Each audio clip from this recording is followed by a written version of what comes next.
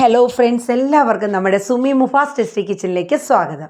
അപ്പോൾ നമ്മുടെ മഴ തോരും മുമ്പ് സീരിയലിൻ്റെ ഇനി വരാനിരിക്കുന്ന അടിപൊളി സീനൊന്ന് കേട്ട് നോക്കിയാലോ. അപ്പോൾ എല്ലാവരും നമ്മുടെ വീഡിയോസൊക്കെ ഒന്ന് കാണുന്ന സമയത്തിന് ഒന്ന് ലൈക്ക് അടിക്കാൻ ആരും മറന്നു പോകില്ല കേട്ടോ. ചിലപ്പോൾ കേട്ട് കഴിഞ്ഞിട്ട് ചിലപ്പോൾ മറന്നു പോയാലോ. അപ്പോൾ കുറേ പേരൊക്കെ നന്നായിട്ട് നമ്മളെ സപ്പോർട്ട് ചെയ്യുന്നുണ്ട് കേട്ടോ. ഒരുപാട് സന്തോഷമുണ്ട്. അപ്പോൾ എല്ലാവരും നമ്മുടെ വീഡിയോസൊക്കെ ഒന്ന് കേട്ട് ഒരു ലൈക്ക്, പുതുതായിട്ട് വരുന്ന എൻ്റെ കുഞ്ഞു മുത്തുമണീസൊക്കെ നമ്മുടെ ചാനലൊന്ന് സബ്സ്ക്രൈബ് ചെയ്ത് തരാം കേട്ടോ. അപ്പോൾ അങ്ങനെ നമ്മുടെ രോഹിത്തും ഹരിയെയും ഒക്കെ കോടതിയിൽ കൊണ്ടുപോവുകയാണ്. അപ്പോൾ ഇതൊക്കെ ലൈവായിട്ട് തന്നെ ഇങ്ങനെ ടി വിയിൽ മാധ്യമങ്ങളിലൊക്കെ കാണുകയാണ്. അപ്പോൾ നമ്മുടെ രേവതിക്കുട്ടി പിന്നെ ടി വി ഓൺ ചെയ്തപ്പോൾ കാണുന്ന രംഗങ്ങൾ ഇതൊക്കെയാണ്. ഹരിയെയും രോഹിത്തിനെയും, അതും എന്നാ ജനപ്രളയമാണ്, ഭയങ്കര ബഹളവും ഇതൊക്കെയാണ്. അവന്മാരെ ഇങ്ങ് ഇറക്കി വിട് സാറന്മാരെ, അവന്മാരെ ഇങ്ങ് ഇറക്കി വിടുന്നും പറഞ്ഞ് ജനങ്ങളും അതുപോലെ സ്ത്രീ സംഘടനകളും അങ്ങ് വേണ്ടുന്ന ഒരു ഭയങ്കര കോളിളക്കം സൃഷ്ടിക്കുന്ന രീതിയിലാണ് കോടതി വളപ്പിൽ അത്രമാത്രം ജനരോക്ഷം ഇളകി മറിഞ്ഞൊക്കെയാണ്. ഈ പ്രതികളെ 4 പേരെയും കയ്യിൽ കിട്ടിയ പിച്ച് ചിന്ത് കണക്ക് ആൾക്കാർ അങ്ങ് ബഹളം വയ്ക്കണം. കാരണം പ്രായപൂർത്തിയാകാത്ത ഒരു പെൺകുട്ടിയെ ബലാത്സംഗം ചെയ്ത ഒരു കേസാണ് അത്. സ്ത്രീകൾ തന്നെ അത് ഒരു വൻ സംഘടനക്കാർ തന്നെ സ്ത്രീകളുണ്ട്. അപ്പോൾ ഇതൊക്കെ ലൈവായിട്ട് ഇങ്ങനെ ടി വിയിൽ കാണിച്ചുകൊണ്ടിരിക്കുകയാണ് കേട്ടോ. അപ്പോൾ ഇത് നമ്മുടെ ഗ്രേസമ്മയും മാമച്ചനും ഒക്കെ കാണുകയാണ്. അപ്പോൾ രേവതിക്കുട്ടിക്ക് ആദ്യം കണ്ടപ്പോൾ, രോഹിത്തിനെയൊക്കെ കണ്ടപ്പോൾ ഒരു പ്രയാസം തോന്നി. കാര്യം എന്ന് വെച്ചാൽ ആ മുഖമൊക്കെ കണ്ടപ്പോൾ ഇടികൊണ്ട് അവശതയായി. അതുപോലെ ജനങ്ങൾ കിടന്ന് ഇടിക്കാനും കൊല്ലാൻ കണക്ക് നിൽക്കുന്നതാണ് ആ ഒരു രീതിയിലാണ് ജനങ്ങളുടെ ദേഷ്യം. അപ്പോൾ നമ്മുടെ ഗ്രേസമ്മ ഇരുന്നുകൊണ്ട് പറഞ്ഞു, ആ ഹരിയെന്ന് പറഞ്ഞവനൊക്കെ ഇതൊന്നും പോരാ, ഇതിനപ്പുറം കിട്ടണം. പണ്ട് നമ്മുടെ അലീന മോളോട് ചെയ്തതൊക്കെ വെച്ച് നോക്കുകയാണെങ്കിൽ എവനൊക്കെ ഒന്നുമല്ല, ഇതൊന്നും ഒന്നും പോരാന്ന് പറഞ്ഞു. അപ്പോൾ രേവതിക്കുട്ടിയും മനസ്സിലോർത്തു, ശരിയാ, അതിന് മാത്രം യവന്മാർ ദുഷ്ടന്മാരാണ്. അപ്പോൾ രേവതിക്കുട്ടി ആലോചിച്ചു, ഇന്ന് ആ പെൺകുട്ടി ശരണ്യ എന്ന് പറയുന്ന ആ പെൺകുട്ടിയുടെ അവസ്ഥ ഒന്ന് ആലോചിച്ച് നോക്കൂ. എന്നെപ്പോലൊരു പെൺകുട്ടിയല്ലേ യവന്മാർ ഇത്രയും ബലാത്സംഗം ചെയ്ത് അതിനെ ഈ രീതിയിൽ അതിൻ്റെ ജീവിതം എന്തായി മാറി. 1 വർഷത്തോളം പ്രണയം നടിച്ച് ഒരു സ്ഥലത്ത് കൊണ്ടുപോയി സ്വന്തം കൂട്ടുകാർക്കും കൂടെ കൂട്ടിക്കൊടുത്തേക്കാണ്.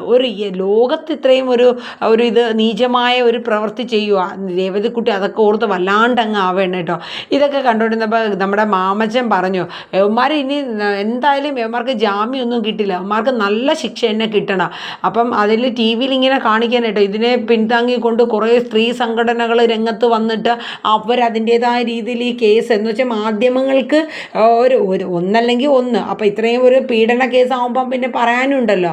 അത് പല രീതിയിൽ വളച്ചൊടിച്ച്, പിന്നെ ഈ പ്രതികളുടെ ഫാമിലി ബാക്ക്ഗ്രൗണ്ടും വളച്ചൊടിച്ച് പല രീതിയിലും ക്രിമിനൽ മൈൻഡുള്ള പ്രതികളാണ്. അങ്ങനെയൊക്കെ പല കഥകൾ എന്നെ വരുത്തി തീർക്കുകയാണ് കേട്ടോ. പക്ഷേ ഇതൊന്നും അറിയാണ്ട് ഒരു അച്ഛനും അമ്മയും 2 പേര് ആശുപത്രിയിൽ, അതുപോലെ തന്നെ സ്വന്തം അച്ഛൻ വിദേശത്ത് നിന്ന് വന്ന് ഈ രംഗങ്ങളൊക്കെ നമ്മുടെ ശിവശങ്കരൻ നേരിട്ട് കണ്ടുകൊണ്ടിരിക്കുകയാണ്.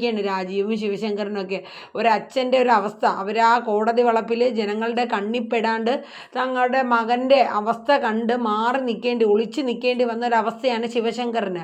അപ്പോൾ ഇതേ സമയം നമ്മുടെ രേവതിക്കുട്ടി അകത്തോട്ട് ചെന്നിട്ട് അലീനയെ വിളിക്കുകയാണ് ഫോണിൽ. അലീന ചേച്ചി, അപ്പോൾ എന്താ മോളെ എന്ന് ചോദിച്ചു. അലീന സംസാരിച്ചു തുടങ്ങുമ്പോൾ ടി വി കണ്ടായിരുന്നോ എന്ന് ചോദിക്കുക. അപ്പോൾ അലീന പറഞ്ഞു, ഇല്ല മോളെ ചേച്ചി, ടി വിയിൽ കോടതിയിൽ അവർ കൊണ്ടുപോകുന്നതൊക്കെ ലൈവായിട്ട് കാണിക്കുന്നുണ്ട്. അതെയോ, ഞാൻ വെച്ചില്ല മോളെ എന്ന് പറഞ്ഞിട്ട് അലീന പിന്നീട് പോയി പിന്നെ ടി വി ഓൺ ചെയ്യാൻ കേട്ടോ.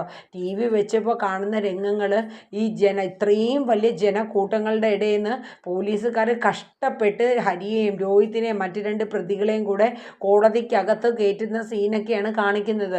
ഇത് കണ്ടിട്ട് അലീനയ്ക്ക് വല്ലാണ്ട് അങ്ങോട്ട് ഒരു പ്രയാസം തോന്നുകയാണ്. കാരണം രോഹിത്തിൻ്റെ അവസ്ഥ കണ്ടിട്ട്. ഇതേ സമയം കൃഷ്ണമോൾ ഇറങ്ങി വരികയാണ് മേളിൽ നിന്ന്. അപ്പോൾ കൃഷ്ണമോൾ നോക്കുമ്പോൾ ടി വിയിൽ ഇതിനെക്കുറിച്ചൊക്കെ പറയണം. അപ്പോൾ കൃഷ്ണമോൾ വന്നിരുന്ന് കുറച്ച് നേരം ഇത് കണ്ടിട്ട് അലീനയോട് പറഞ്ഞു, ചേച്ചി ഇതിപ്പോൾ എല്ലാവരും കാണില്ലേ അലീന ചേച്ചി, എൻ്റെ കൂട്ടുകാരും അവർ ഫാമിലി മെമ്പേഴ്സും ഒക്കെ കാണില്ലേ, ഇനി എങ്ങനെ അലീന ചേച്ചി നമ്മൾ പുറത്തോട്ട് പോണേ, ഞാനൊക്കെ ഇനി എങ്ങനെയാണ് സ്കൂളിലൊക്കെ പോണേ അലീന ചേച്ചി, നമുക്കിനി എങ്ങനെയാണ് പുറത്തിറങ്ങാൻ പറ്റണേ, നമ്മുടെ കുടുംബം തന്നെ പോയില്ല അലീന ചേച്ചി എന്നൊക്കെ പറഞ്ഞ് ഏങ്ങി കരയണം കേട്ടോ. അലീന സങ്കടം സഹിക്കാൻ വേണ്ട അലീന കൃഷ്ണമോളെ കെട്ടിപ്പിടിച്ച് സമാധാനിപ്പിക്കാൻ കേട്ടോ. ഇതേ സമയം കമല ഇതെല്ലാം ടി വിയിൽ കണ്ടിട്ട് പ്രയാസപ്പെടുകയാണ്. എന്നിട്ട് കമലയുടെ ഉള്ളിലൊരു പ്രതീക്ഷയാണ്, എന്ന് വെച്ചാൽ രാജീവും ശിവശങ്കരനും പോയിട്ടുണ്ട്, അപ്പം എന്തായാലും ജാമ്യം കിട്ടി മോനെ കൊണ്ട് വീട്ടിൽ വരും എന്നുള്ളതാണ്. പക്ഷേ ഇതൊക്കെ കാണുമ്പോൾ കമലയ്ക്ക് വല്ലാത്ത പ്രയാസമാണ്. സത്യം പറഞ്ഞാൽ കമലയ്ക്ക് അറിയാം തൻ്റെ മകൻ ചെയ്തത് 100% തെറ്റ് തന്നെയാണ്. പക്ഷെ മറ്റുള്ളവരുടെ മുമ്പിൽ ആ മകൻ്റെ തെറ്റ് അംഗീകരിച്ചു കൊടുക്കാൻ കമലയ്ക്ക് സാധിക്കില്ല. കമല മറ്റുള്ളവരെയാണ് പഴിചാരണത്. ഒന്നാമത് രോഹിത്തിനെ പഴിചാരും, പിന്നെ അലീന കാലെടുത്ത് വെച്ചതിൻ്റെയാണ് ഈ ദോഷങ്ങളെല്ലാം. അങ്ങനെ ബാക്കിയുള്ളവരെ പഴിചാരിക്കൊണ്ട് സ്വന്തം മോനെ സേഫ്റ്റി ആക്കുന്ന സ്വഭാവ രീതിയാണ് കമല പുറമേ കാണിക്കുന്നത്. പക്ഷേ ഉള്ളിൽ കമലയ്ക്കറിയാം തൻ്റെ മകൻ ചെയ്ത തെറ്റ് എത്രമാത്രം വലുതാണ് എന്നുള്ളത്. അങ്ങനെ കമല ഇതൊക്കെ കണ്ട് ആകെ സങ്കടപ്പെടാൻ കേട്ടോ. കമലയുടെ ഫോണിലാണെങ്കിൽ കോളുകൾ അങ്ങ് വന്നുകൊണ്ടിരിക്കുകയാണ്, ബന്ധുക്കളും സുഹൃത്തുക്കളും നാട്ടുകാരും. കമലയ്ക്ക് എന്ത് പറയണം, അല്ലെങ്കിൽ ആ കോൾ എടുത്തിട്ട് തൻ്റെ സ്വന്തം താൻ പ്രസവിച്ച തൻ്റെ മകൻ്റെ ആ പീഡന കഥ എങ്ങനെ മറ്റുള്ളവരോടത്ത് പറയും. കമലയ്ക്ക് ഇതെല്ലാം കൂടെ ഓർത്ത് കമല ചങ്ക് പൊട്ടി സങ്കടപ്പെടുന്ന സീനാണ് ആ കാണിക്കുന്നത്. ഇതൊന്നും എന്തായി എന്നൊന്നും അറിയാണ്ട് നമ്മുടെ മുത്തശ്ശി റൂമിനകത്ത് കിടന്നെടി കമലേ എന്നൊക്കെ കിടന്ന് ഇങ്ങനെ വിളിച്ചുകൊണ്ടിരിക്കുകയാണ്. അപ്പം മനു അങ്ങോട്ട് ചെല്ലുകയാണ് മുത്തശ്ശിയുടെ വിളി കേട്ടിട്ട്. അങ്ങനെ മനു ചെന്നപ്പം മുത്തശ്ശി ചോദിക്കുന്നുണ്ട്, മോനെ എന്തായടാ, നമ്മുടെ പിള്ളേരെ കോടതി വെറുതെ വിടുവോടാ, എന്നാ മുത്തശ്ശി ഈ പറയണത്? ഇത്രയും വലിയൊരു സംഭവം, ഒരു കുഞ്ഞു പെൺകുട്ടി, നമ്മുടെ രഞ്ജുവിൻ്റെ അല്ലെങ്കിൽ നമ്മുടെ ബബിതയുടെയൊക്കെ പ്രായമുള്ളൊരു പെൺകുട്ടിയാണ്, അതിനെ ഇത്രയും ബലാത്സംഗം ചെയ്ത് പിച്ച് ചീന്തി ഇന്ന് ഈ ആശുപത്രിയിൽ കിടക്കുന്ന ആ കുട്ടിയുടെ അവസ്ഥ അതാണ്. അങ്ങനെയുള്ളപ്പോൾ അവർക്ക് ജാമ്യം കിട്ടുമോ? എന്താ മുത്തശ്ശി ഈ പറയണ? ഒരിക്കലും കിട്ടില്ല. എന്ത് പറ്റി മോനെ, നമ്മുടെ മക്കൾക്ക് ഇങ്ങനെ ഒരു ദുർബുദ്ധി തോന്നിയല്ലോ അവർക്ക്, എന്തിനവരിങ്ങനെ ചെയ്തു? ഇനി എന്ത് ചെയ്യും നമ്മൾ? നമ്മുടെ കുടുംബത്തിൻ്റെ ആ ഒരു പാരമ്പര്യം ഇനി എങ്ങനെ പുറത്തിറങ്ങും മോനെ? മനുവിന് ഇതിനൊന്നും മുത്തശ്ശിയെ പറഞ്ഞ് സമാധാനിപ്പിക്കാനാണ് വാക്കുകളില്ല. കാര്യം എന്ന് വെച്ചാൽ മനുവിനും എത്രയാണെങ്കിലും അന്യനല്ലേ. അപ്പോൾ ഇതൊക്കെ ഇങ്ങനെ ആ ഒരു വിഷമം ഉള്ളിൽ നിൽക്കുന്നതാണ്. അപ്പം മുത്തശ്ശിയെ സമാധാനിപ്പിക്കാൻ പറ്റുന്നില്ല. ഇനി എന്തായി തീരുമെന്നൊന്നും അറിയില്ല മുത്തശ്ശി. കോടതി മിക്കവാറും ജാമ്യം നിഷേധിക്കും, അവരെ മിക്കവാറും ജയിലിലോട്ട് റിമാൻഡ് ചെയ്യാനേ സാധ്യതയുള്ളൂ എന്ന് പറഞ്ഞിട്ടൊക്കെ മനു മുത്തശ്ശീനെ കാര്യങ്ങൾ പറഞ്ഞ് മനസ്സിലാക്കാൻ ശ്രമിക്കുകയാണ് കേട്ടോ. ഇതേ സമയം ആശുപത്രിയിൽ കിടക്കുകയാണ് നമ്മുടെ വൈജയന്തി. അപ്പോൾ വൈജയന്തിയുടെ അടുത്ത് വൈജയന്തിയെ ശുശ്രൂഷിക്കുന്ന ഒരു നേഴ്സ് കയറി വരെയാണ്. എന്നാലും എൻ്റെ മാഡം, മോൻ്റെ കാര്യങ്ങളൊക്കെ ഇതേ ടി വി വെച്ചിരട്ടെ, ടി വിയിൽ എന്തൊക്കെയാണ് കാണിക്കുന്നത്, അവരെ കോടതിയിൽ കൊണ്ടുപോകുന്നു, ജനങ്ങൾ പിച്ച് ചീന്താൻ കണക്ക് ജനം അങ്ങോട്ട് വളഞ്ഞ് നിൽക്കുക, എന്ത് അവസ്ഥയാണ്. എന്തായാലും ജാമ്യമൊന്നും കിട്ടാൻ പോകുന്നില്ല, അങ്ങനെയൊക്കെയാണ് മാധ്യമക്കാർ പറയണത്. കാരണം ഇത്രയും വലിയ ഒരു ഇതൊക്കെയല്ലേ. ഇതൊക്കെ കേട്ടിട്ട് വൈജയന്തിക്ക് അങ്ങോട്ട് ഭയങ്കര വിഷമമാണ്. ഇട്ട് കരയണമെന്നുള്ളൊരു ബുദ്ധിമുട്ട് വൈജയ്ക്ക് നിൽക്കുന്നത്. കാരണം എത്രയാണെങ്കിലും ഒരു അമ്മയല്ലേ. പക്ഷേ തൻ്റെ മകൻ്റെ ഈ ഒരു അവസ്ഥ, ഈ ഒരു ആശുപത്രി കിടന്ന ആ അമ്മയ്ക്ക് അത് ഓർത്ത് നെടുവീർപ്പെടാനുള്ള ഒരു അവസ്ഥയാണ് വന്നിരിക്കുന്നത്. അതേസമയം തന്നെ നമ്മുടെ ഗോവർദ്ധനൻ നമ്മുടെ ബാലചന്ദ്രൻ്റെ അടുത്ത് വരെയാണ്. ബാലചന്ദ്രൻ്റെ അടുത്ത് വന്നപ്പോൾ തന്നെ ഗോവർദ്ധനൻ അറിയാം ബാലേട്ടൻ ഇപ്പം എല്ലാ കാര്യങ്ങളും കിണ്ടി ഇങ്ങനെ ചോദിക്കും, എന്താ പറയണം, എങ്ങനെ പറയണം. കാര്യം എന്ന് വെച്ചാൽ ആ മനുഷ്യൻ്റെ മനസ്സിന് പ്രയാസം തട്ടുന്ന കാര്യങ്ങളൊന്നും ഒത്തിരി പറയാൻ പാടില്ല.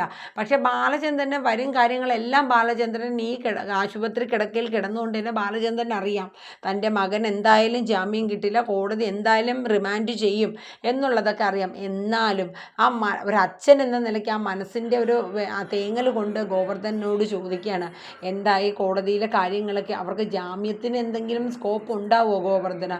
ഇല്ല ബാലേട്ട, അതിന് ചാൻസ് ഇല്ല. പക്ഷേ എങ്കിലും ശിവേട്ടനും രാജീവേട്ടനും ഒക്കെ അവരെ വക്കീലിനെയൊക്കെ എല്ലാം റെഡിയാക്കി കൊണ്ടുപോയിട്ടുണ്ട്. പക്ഷേ വക്കീൽ പറഞ്ഞിട്ടുണ്ട് ജാമ്യത്തിന് എന്തായാലും ഒരു സ്കോപ്പ് ഇല്ല എന്നുള്ളതൊക്കെ ഇങ്ങനെ പറയാൻ കേട്ടോ. അങ്ങനെ മൊത്തത്തിൽ പറയുകയാണെന്നുണ്ടെങ്കിൽ ഈ കോടതിയിൽ എത്തിച്ച ഹരിയെ എങ്ങനെയൊക്കെയോ ജനങ്ങളുടെ കയ്യിൽ നിന്നും എങ്ങനെയൊക്കെയോ ഹരിയെയും രോഹിത്തിനെയും മറ്റ് 2 പ്രതികളെയും കോടതിയിൽ എത്തിച്ചു, അകത്ത് കയറ്റി. അപ്പം കോടതി കേസ് ഓപ്പൺ ചെയ്തു. അങ്ങനെ വാദിഭാഗം വക്കീലും പ്രതിഭാഗം വക്കീലും ഒക്കെ എത്തുകയാണ്. അങ്ങനെ വാദിഭാഗം വക്കീൽ ഓരോ കാര്യങ്ങളായിട്ട് ചോദിക്കുന്നുണ്ട്. അപ്പോൾ അതിനൊക്കെ അവർ മറുപടി പറയുന്നുണ്ട്. എന്നിട്ട് വാദിഭാഗം വക്കീൽ കോടതിയോട് ഒരു കാര്യമേ ആവശ്യപ്പെട്ടുള്ളൂ, ഒരു കാരണവശാലും പ്രായപൂർത്തിയാകാത്ത ഒരു പെൺകുട്ടിയെ മൃഗീയമായി ബലാത്സംഗം ചെയ്ത ഈ 4 പ്രതികൾക്കും ഒരു കാരണവശാലും ജാമ്യം നൽകരുത് എന്നുള്ളതാണ് വാദിഭാഗം വക്കീൽ കോടതി മുന്നാകെ അവതരിപ്പിച്ചത്. അപ്പം പ്രതിഭാഗം വക്കീൽ തിരിച്ച് അതിന് വേണ്ടിയിട്ട് പറഞ്ഞുവെങ്കിലും യാതൊരു ബലവും ഇല്ല. കാര്യം എന്ന് വെച്ചാൽ ഇവർ ബൈ ചാൻസ് ജാമ്യത്തിൽ ഇറങ്ങുകയാണെങ്കിൽ ഇവർ പെൺകുട്ടിയെ സ്വാധീനിക്കുകയും ഈ കേസ് തേച്ചു മാച്ച് കളയാനുള്ള ആ ഒരു ഇത് ഫിനാൻഷ്യൽ ഇത് ഇവർക്കുണ്ട്. അപ്പോൾ അതുകൊണ്ട് യാതൊരു കാരണവശാലും ഇവർക്ക് ജാമ്യം കൊടുക്കരുതെന്ന് എന്നെ കർശനമായിട്ടും പറയുകയാണ്. അങ്ങനെ ഒടുവിൽ ജഡ്ജി അവരുടെ ആ ഒരു കേസ് നോക്കിയ ശേഷം ഇവർക്ക് ജാമ്യം നിഷേധിക്കുകയാണ്. അങ്ങനെ ഈ 4 പ്രതികളെയും കോടതി റിമാൻഡിലേക്ക് വെക്കുകയാണ്. 30 ദിവസം റിമാൻഡിലാണ്. അപ്പോൾ അങ്ങനെയാണ് കോടതി ഉത്തരവ് വന്നത്. ഇത് കേട്ട് നമ്മുടെ പാവട്ടോ ശിവശങ്കരൻ ആകെ അങ്ങ് അപ്സെറ്റ് ആവുകയാണ്. എത്രയാണെങ്കിലും ഒരു അച്ഛനല്ലേ, ഒരു എട്ടും പൊട്ടും തിരിയാനുള്ള പ്രായം, 10, 20, 21 വയസ്സേ ആയിട്ടുള്ളൂ. ആ പ്രായമായ തൻ്റെ മക്കളും സഹോദരിയുടെ മോനുമാണ് ഇപ്പോൾ ഈ കോടതിയിൽ അല്ലെങ്കിൽ ജയിലിൽ ഒക്കെ കയറേണ്ട അവസ്ഥ വന്നല്ലോ. അവരുടെ കുടുംബം, അവരുടെ ആ ഇത്രയും നാളുണ്ടായിരുന്ന കുടുംബ പാരമ്പര്യം എല്ലാം ഈ നാട്ടുകാരുടെ മുന്നിൽ എല്ലാം അടിയറവ് വെക്കേണ്ടി വന്നില്ലേ ഈ തൻ്റെ മക്കൾ കാരണം എന്നുള്ളതൊക്കെ ഓർത്ത് രാജീവിന് നമ്മുടെ ശിവശങ്കരനും രാജീവിനും ഒട്ടും തന്നെ സഹിക്കാൻ പറ്റുന്നില്ല കേട്ടോ. ശിവശങ്കരൻ അവിടെ ഇരുന്ന് വിമ്മി പൊട്ടായിരുന്നു. രാജീവിന് എന്ത് പറഞ്ഞ് സമാധാനിപ്പിക്കണമെന്ന് അറിയില്ല. ഒരു അച്ഛൻ്റെ തേങ്ങലാണ് ആ കേട്ടത്. അങ്ങനെ അവർക്ക് ജാമ്യം നിഷേധിച്ചു. ഒടുവിൽ 30 ദിവസം അവരെ റിമാൻഡിലേക്ക് വിടുകയാണ് ചെയ്തത്. അങ്ങനെ മഴതോരും മുമ്പേ സീരിയലിൻ്റെ നെക്സ്റ്റ് എപ്പിസോഡിൽ വരുന്ന സീൻ ഇതൊക്കെയാണ്. ഇനിയിപ്പോൾ കോടതിയിൽ കേസും കാര്യങ്ങളൊക്കെ ഇങ്ങനെ നടക്കുകയാണ്. 30 ദിവസം കഴിയുമ്പോഴത്തേക്ക് ഇവർ വക്കീലിനെ വെച്ച് ജാമ്യത്തിന് വേണ്ടി അപേക്ഷിക്കുമായിരിക്കും. പക്ഷേ എങ്കിലും ഇതിനിടയിൽ നമ്മുടെ അലീന നമ്മുടെ രോഹിത്തിനെ കാണാൻ വേണ്ടിയിട്ട് ഈ ജയിലിലോട്ട് വരുന്നുണ്ട് കേട്ടോ. വന്ന് അവനുമായിട്ട് സംസാരിക്കുന്നുണ്ട്. അപ്പോൾ രോഹിത്ത് ആ സമയത്ത്, പക്ഷേ ഈ സമയത്തും കോടതിയിൽ രോഹിത്ത് അപേക്ഷിച്ചുകൊണ്ട് തന്നെ പറയുന്നുണ്ട്, ഞാൻ അവിടെ പോയി എന്നുള്ളത് ശരിയാണ്, പക്ഷേ കോടതി മുമ്പാകെ സത്യം പറയുകയാണ്, ഞാൻ ആ പെൺകുട്ടിയെ ഒന്നും ചെയ്തിട്ടില്ല. പക്ഷേ അങ്ങനെ ഒരാൾ അവിടെ ചെന്നിട്ട് ഒന്നും ചെയ്തില്ല എന്ന് പറഞ്ഞെങ്കിലും അതത്ര വലിയ ഒരു ഇതായിട്ട് കോടതി അംഗീകരിച്ചു കൊടുത്തില്ല. പക്ഷേ ഇനി അലീന രോഹിത്തിൻ്റെ വായിൽ നിന്ന് താൻ തെറ്റ് ചെയ്തിട്ടില്ല എന്ന് നേരിട്ട് കേട്ട് മനസ്സിലാക്കി അലീന അതിനേക്ക് വേണ്ടുന്ന തെളിവുകൾ സംഘടിപ്പിക്കാനായിട്ടോ. അങ്ങനെ അലീന ഒരുപാട് കഷ്ടപ്പെട്ടിട്ടാണെങ്കിലും തെളിവുകൾ സംഘടിപ്പിച്ച് രോഹിത്തിനെ കോടതിയിൽ നിന്ന്, അതായത് ഈ കേസിൽ നിന്നും കോടതിയിൽ നിന്നും ജാമ്യം കിട്ടിപ്പിച്ച് കൊണ്ടുവരുന്നുണ്ട് കേട്ടോ. ആ സീനൊക്കെയാണ്. പിന്നെ ബാലചന്ദ്രൻ ഡിസ്ചാർജായി വരുന്നുണ്ട്. അങ്ങനെ പല സംഭവങ്ങളും ഇതിൻ്റെ ഇടയിൽ നടക്കുന്നുണ്ട്. അപ്പോൾ ഇനി വരും എപ്പിസോഡുകളിൽ നല്ല അടിപൊളി സീനുകളാണ്. എന്തായാലും ഈ 4 പ്രതികളും നല്ല രീതിയിൽ തന്നെ വിഷമങ്ങൾ അനുഭവിക്കണം. കാരണം എന്ന് വെച്ചാൽ അച്ഛനും അമ്മമാരും ഇത്രയും കഷ്ടപ്പെട്ട് അവർ പണം കൊടുത്ത് പഠിക്കാവുന്ന ഉള്ളതിൽ നല്ലൊരു കോഴ്സ് നോക്കി മക്കളെ പഠിപ്പിക്കാൻ വിട്ടിട്ട് മക്കൾ പഠിച്ചെടുത്ത കോഴ്സ് ഈ കോഴ്സാണ് അല്ലേ? ഒന്ന് ആലോചിച്ച് നോക്കൂ. അതെന്താ ഒരു ആൺകുട്ടിയുള്ളൂ. ഇപ്പോൾ ബാലചന്ദ്രനെ അപേക്ഷിച്ച് നോക്കുകയാണെങ്കിൽ ഒരു ആൺകുട്ടിയാണുള്ളത്. നല്ല രീതിയിൽ പഠിച്ച് നല്ലൊരു ജീവിതം ഉണ്ടാവട്ടെ എന്ന് കരുതിയിട്ട് ആ രീതിക്ക് പഠിപ്പിച്ചാക്കി. പക്ഷേ ചീത്ത കൂട്ടുകെട്ടുകളിലൊക്കെ ചെന്ന് ഇപ്പോൾ ഈ ഒരു അവസ്ഥ വന്നു. രോഹിത്തിൻ്റെ അടുത്ത് പല പ്രാവശ്യം അലീന ഉൾപ്പെടെ ഉപദേശം നൽകിയിട്ടുള്ളതാണ്. ഹരിയുടെ കൂടെയുള്ള കൂട്ടുകെട്ട് നീ മാറ്റിക്കണം രോഹിത്തെ, കാരണം നിന്നെ അവൻ ജയിലിൽ കയറ്റും എന്നുള്ളത് ഉറപ്പാണ് എന്നുള്ളത് അലീന ആവർത്തിച്ച് പറഞ്ഞു. ഇങ്ങോട്ട് കൃഷ്ണമോള് പോലും രോഹിത്തിനെ ഉപദേശിച്ചതാണ്. പിന്നെ ഓൾറെഡി ഹരീനെ സംബന്ധിച്ച് പറയണമെങ്കിൽ ഹരി പിന്നെ ഈ ഫീൽഡിൽ അങ്ങോട്ട് നിരങ്ങി വിളയാടലായിരുന്നു. ഹരിക്ക് ഇത് നല്ലൊരു ശിക്ഷ തന്നെയാണ്. ഇത് പോരാന്നാണ് എൻ്റെ അഭിപ്രായം. കാരണം 1-2 പെൺകുട്ടികളുടെ ജീവിതമല്ല ഹരി നശിപ്പിച്ചേക്കുന്നത്. ഹരി ഇതൊരു ഹോബി പോലെയാണ് എടുത്തേക്കുന്നത്. അപ്പോൾ എന്തുകൊണ്ടും ആ ഒരു രീതിയിലാണ് ഇപ്പോൾ മഴതോരും മുമ്പേ സീരിയലിൽ പോകുന്നത്. നല്ല രീതിയിലുള്ളൊരു ശിക്ഷ അനുഭവിക്കുക തന്നെ വേണം. തെറ്റ് ചെയ്തവർ ശിക്ഷ അനുഭവിക്കണം എന്നുള്ളതാണല്ലോ. ഇവിടെ അച്ഛൻ്റെ വികാരം അല്ലെങ്കിൽ അമ്മയുടെ വികാരം, സഹോദരിമാരുടെ വികാരം ഒന്നും എടുത്തിട്ട് കാര്യമില്ല. എട്ടും പൊട്ടും തെറിയാൻ അറിയാത്തൊരു പെൺകുട്ടിയെ പച്ചയ്ക്ക് പിച്ച് ചീന്തി കൂട്ടബലാത്സംഗം ചെയ്ത ആ കുട്ടിയുടെ അവസ്ഥ, ആ വീട്ടുകാരുടെ അവസ്ഥ, അതും കൂടെ നമ്മൾ കണക്കിലെടുക്കണം. നമുക്കൊരു മകളുണ്ടെങ്കിൽ നമ്മുടെ കുട്ടിക്കാണ് ഇത് സംഭവിച്ചാൽ നമുക്കും സഹിക്കാനാവാത്തൊരു കാര്യമാണ് അല്ലേ? അപ്പോൾ അതുകൊണ്ട് തെറ്റ് ചെയ്തവർക്ക് ശിക്ഷ ലഭിക്കുക തന്നെ വേണം. അപ്പോൾ എന്തായാലും നമുക്ക് നോക്കാം നമ്മുടെ മഴതോരും മുമ്പേ സീരിയലിൻ്റെ ആ ഒരു നീക്കുപോക്ക് എങ്ങനെയൊക്കെയാണെന്ന് നോക്കാം. അപ്പോഴേ നമ്മുടെ സീരിയൽ ഇങ്ങനെ കേട്ടുകൊണ്ടിരിക്കുന്നതിൻ്റെ മുത്തുമണീസൊക്കെ വേഗം ഒന്ന് ലൈക്ക് അടിച്ച് വേഗം ലൈക്ക് അടിക്കുക. അതോടൊപ്പം തന്നെ നമ്മുടെ ചാനലിൽ പുതുതായിട്ട് കേട്ടിരിക്കുന്ന മുത്തുമണീസൊക്കെ ഉണ്ടെങ്കിൽ ഒന്ന് സബ്സ്ക്രൈബ് ചെയ്ത് ആ ബെൽ ബട്ടൺ ഓൾ എന്നൊരു ഓപ്ഷനും കൂടെ ഇനേബിൾ ചെയ്ത് വെച്ചോ കേട്ടോ.